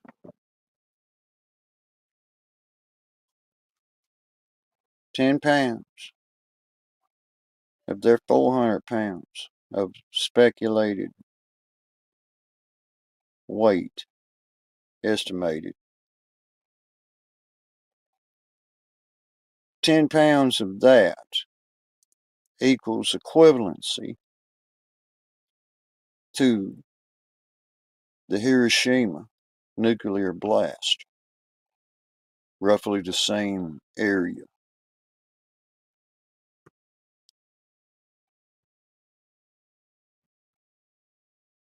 Anything inside of a 5-mile radius definitely is taking a dirt nap. Anything outside of that 5-mile radius without adequate shelter will be severely burned or affected by the radiation blast. But it can be contaminated out to 25-mile radius.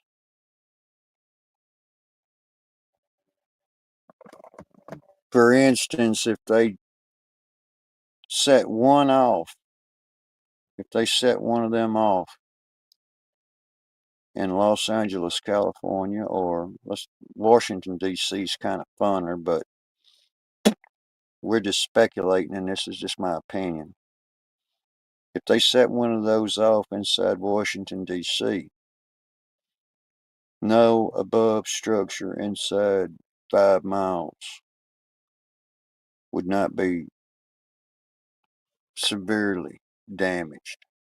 All wood structures, all these little houses, subdivisions, all these paper cutter houses, they would be gone, blown down, blown away in the blast. No trees. So 10 pounds of that particular brand makes one of those.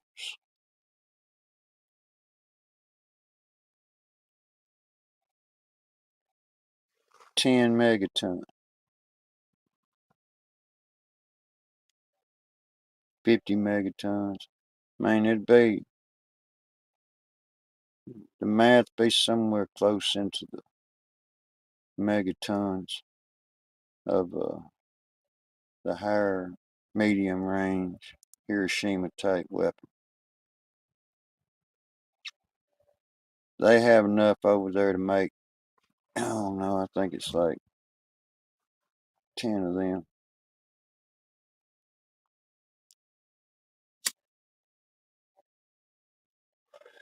So one side of it says, if you got enough of this stuff to make that big ass firecracker,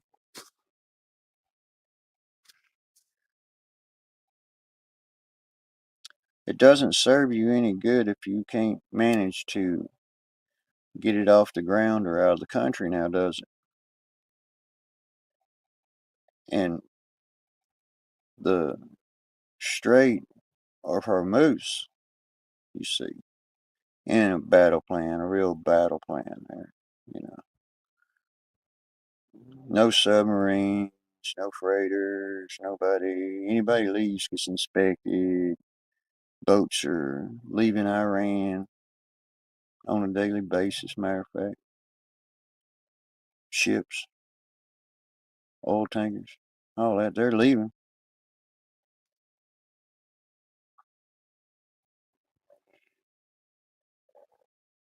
The fact of the matter is 10 pounds of that shit right there. Then you get this rumor going out there, it's like a suitcase. You know, the suitcases. What happened to the suitcases? You know, the nuclear suitcases. What happened to them? So you got to get to thinking about it.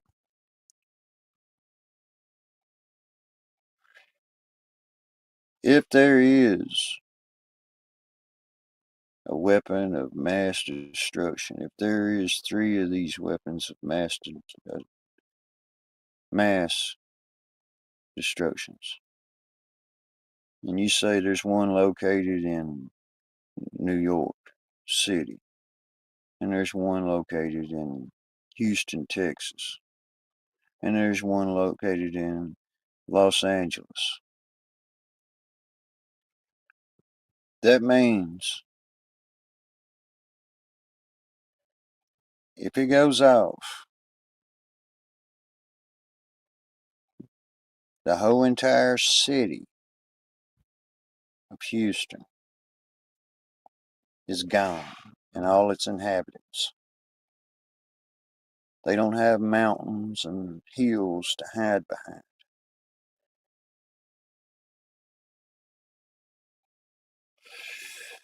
And you get to studying about them radius blast zones and the geographic surroundings around them. It's sort of like when you live next to a volcano and it goes off, but it don't affect you.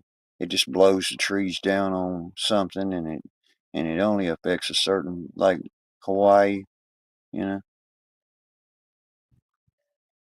Everybody else on the damn other side of the island's having Mai Tais, celebrating and looking at the volcano going off on their flat screen TVs at the bar on the beach.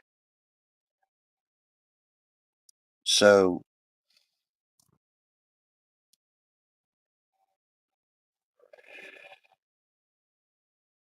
Texas is vulnerable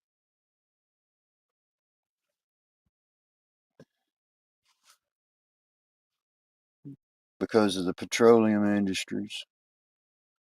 You have to understand that Louisiana is too, that whenever you take out, you have to see my point is if you take out, you can't take out the oil. Let's get real about it. We have oil cavities, which means that when in the past, when the reservoirs under the ground of Texas and here and there, then we pumped them back full of oil and we hold that in reserve. It's oil that stays down under the ground and natural gas. And if people remember back when they had that natural gas well head blow off out in the west, and it took it about, I don't know, a week or so to quit blowing gas out of it. That's underground natural gas storage. Just millions and millions and millions of cubic feet of gas is just pushed down in the ground under pressure.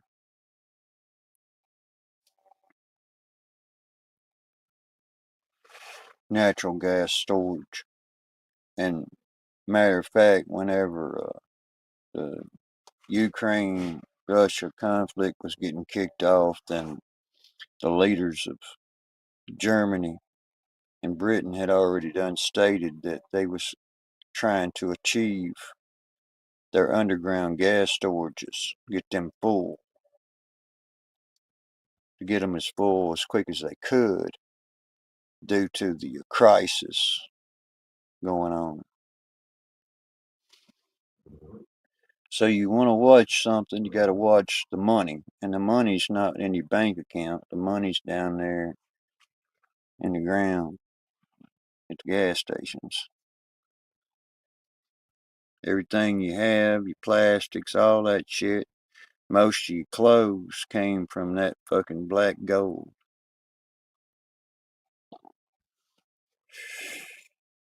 Furniture, your vinyl car seats, foam covers, whatever, dashboards, fenders, whatever. People's kids' sippy cups, their diapers, their toys that they play with, all the way down to the screens on them smart screens that they all got in their classrooms. So, I mean, oil is a powerful thing, and whenever you can't make the oil go away, you can't just set it on fire. Saddam Hussein and some of them other crazy ass motherfuckers blew all the wellheads off. We're just gonna burn it. And if you're gonna get to it, you gotta put the fire out. Well, okay, that costs another fucking billions and billions of dollars in damages.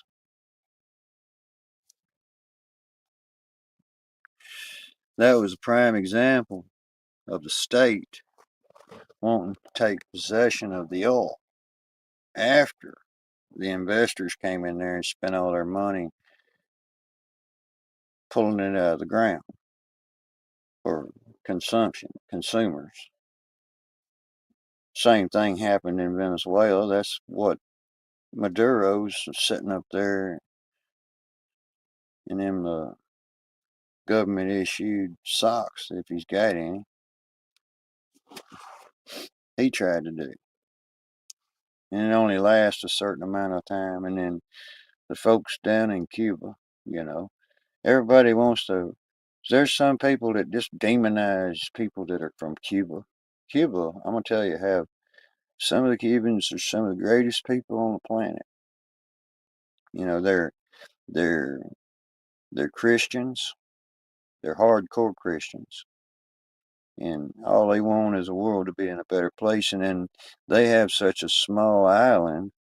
You know, it's easy to rule a small island when it has nothing else. It don't have anything. They don't have anything that contributes to the world economy. They don't have all these oil wells and all of this stuff, you know. They live on an island. But whenever they're being fucked up the ass and manipulated by fucking crooks of the fucking oil greed industry of money, oil's oil. And get your head wrapped around this. California shut its refinery down.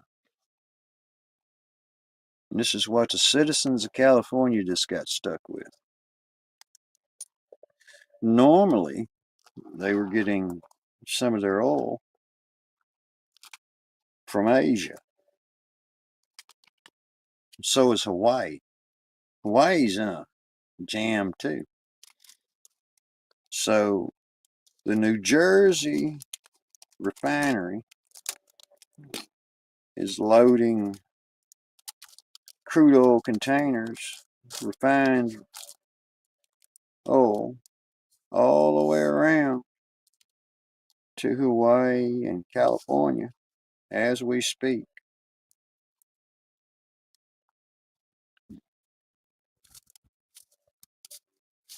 Because they can't get it from anywhere else.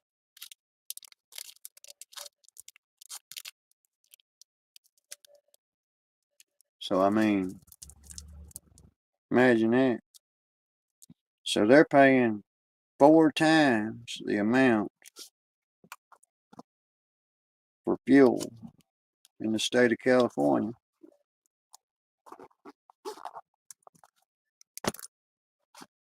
than anybody else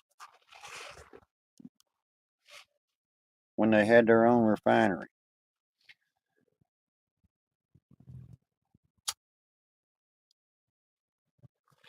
So the energy of 2 billion people are, they're not in a, they're feeling the outermost tensions of that. You know, the you don't have no fucking oil at your gas station until fucking Wednesday thing. And by the way, it's gonna be fucking, you know, 15 euros a fucking liter, you know. So we're just feeling a little pinch at the pump right now on all this little oil war going on, because it's exactly what the fuck it is. It's a war of the money. It's the oil. You know, the countries don't have enough gold anymore on the surface of the planet, and I already done been through that. There is not enough gold on this planet. You, if I gave you some gold as equal share of a citizen of this country, took all the gold, put it in a pile, and issued every person inside this country some gold, guess what you got? You got $3,500. What you gonna spend it on? Hmm? $3,500. That's what you got. And then they'll say silver, silver.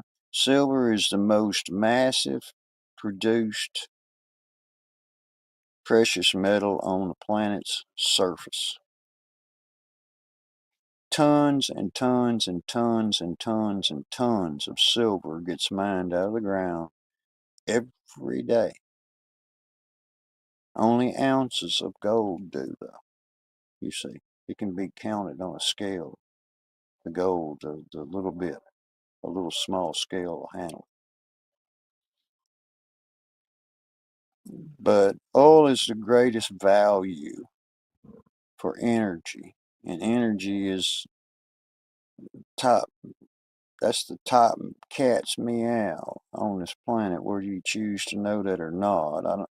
You have your solar panels. Okay, great. They're made out of something. You know those, and this is what I put my knowledge out there and say this much: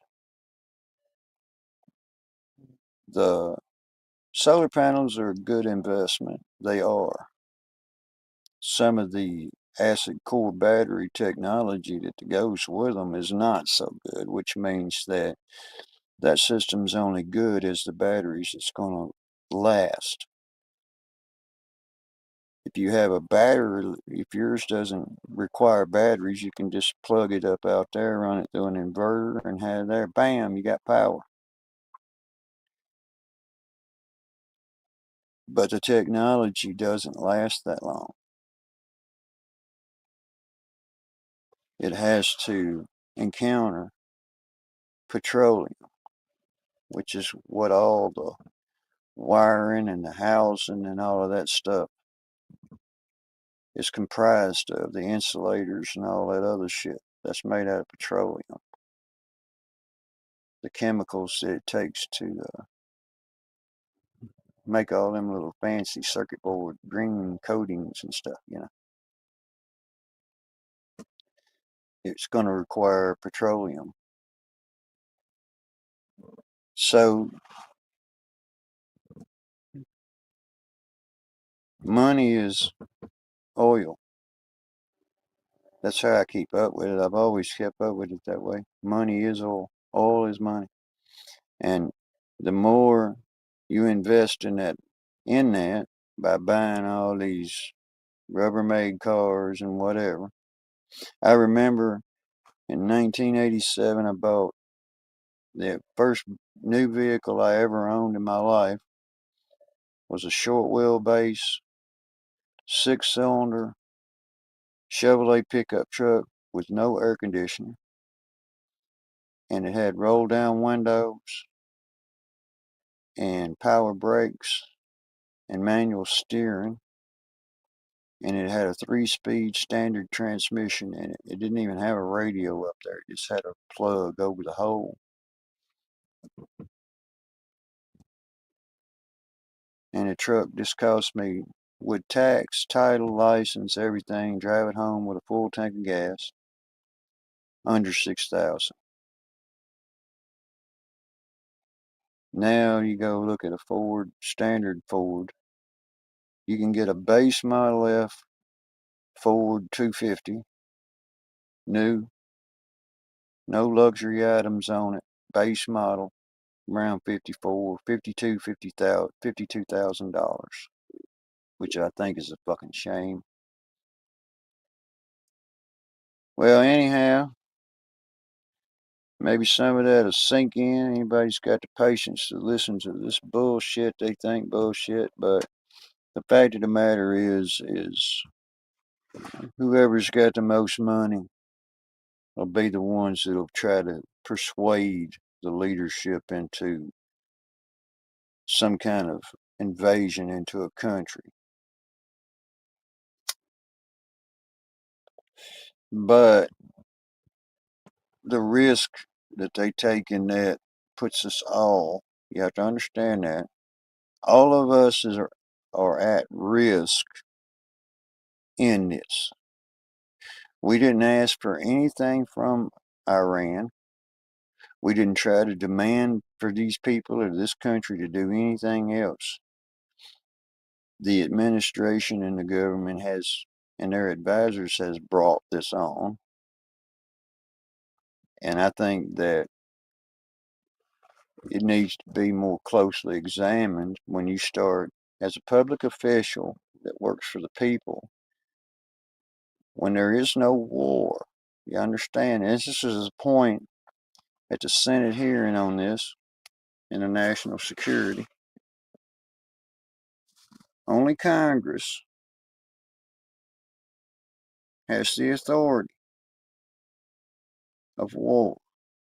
That's not left up to the President of the United States. And I know these people know what I'm talking about.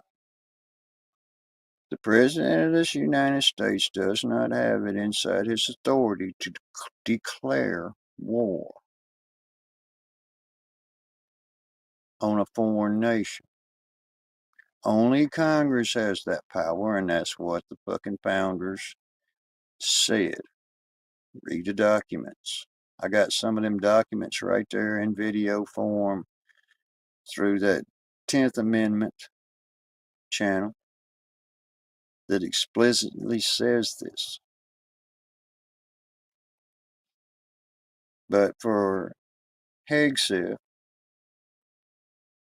to acknowledge and openly voice war in his dialogues, and the president of the country to express war in his dialogue, would be a war proposed, not a war ongoing, because Congress hasn't officially said we're at war with anybody. And until that day comes, it's not a war. It's somebody's picking on a country because they don't want them to have a nuclear firecracker. Can they be trusted? Somebody and everybody on the other agreements of people on the planet's kind of come to a unanimous thing to say, no, they don't need a nuclear weapon. So it's a neighbor telling a neighbor what to do and when to do it, and then all of a sudden and threatening them with violence. You see, the truth is the truth. So now they're getting threatened with world power violence that's going to try to inflict harm on them and their citizens. And then again, the leading people inside Iran has already went before major news media outlets and said they're not going to back down from this, and they're going to do whatever it takes to protect the interest of their people and their country. So the line in the sand is drawn. 25% of the world oil supply, that's plastics, polymers, that's China, you understand, is at risk. Now, through the back door thinking is, okay, go back and look at what the administration inside this country's done. They have opened up the markets in steel, they've opened up the markets in copper, and vowed to put more metal products in the automotive industry inside this country. Now, how do you do that? You start something with somebody else that's supplying most of whatever it is going to somebody else that makes most of whatever this junk is flowing into this country out of what? Petroleum. They don't have the metal and iron supplies. India does. India has steel for days, and so does China.